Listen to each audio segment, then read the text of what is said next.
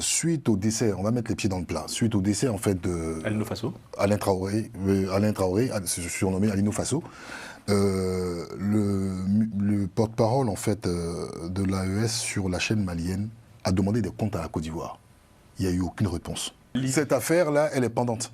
Il faut savoir que les relations entre le Burkina Faso et la Côte d'Ivoire ne sont pas au beau fixe, comme on nous le fait croire. Nous ne sommes pas aujourd'hui dans une époque où les choses pouvaient être entre l'ex-chef d'État, l'ex-président Laurent Gbagbo et Blaise Compaoré. Ça n'a strictement rien à voir.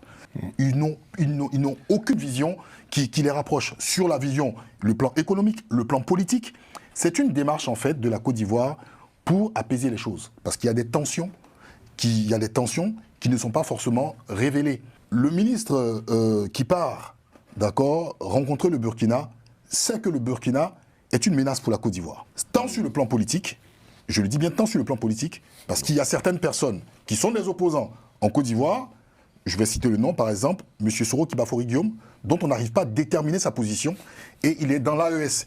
Même ce n'est pas nous qui le disons, ce sont les gens qui sont au pouvoir à Abidjan qui disent qu'il serait dans l'AES. Qu'est-ce que M. Ouattara peut faire? Peut-il tordre le bras d'Ibrahim Traoré? C'est impossible. Ça, je tiens à le dire clairement, parce qu'il y a le différent par rapport à Alino Faso. Il ne faut pas oublier qu'en dehors d'Alino Faso, il y a 2 Burkinabés qui sont enfermés en Côte d'Ivoire. Mademoiselle Sophie Wendiaounou et un autre, dont le Burkina demande à ce qu'il soit relaxé. Cette affaire-là aussi, les gens l'occultent. Le Burkina Faso vers la Côte d'Ivoire, qu'est-ce que le Burkina apporte économiquement à la Côte d'Ivoire? Trading économique, c'est 107 milliards en 2024, d'accord, en ce qui concerne les exportations du Burkina vers la Côte d'Ivoire. Dans l'effet inverse, vous êtes à près de 650 milliards de francs CFA. Donc la Côte d'Ivoire sait que le Burkina est potentiellement un gros client.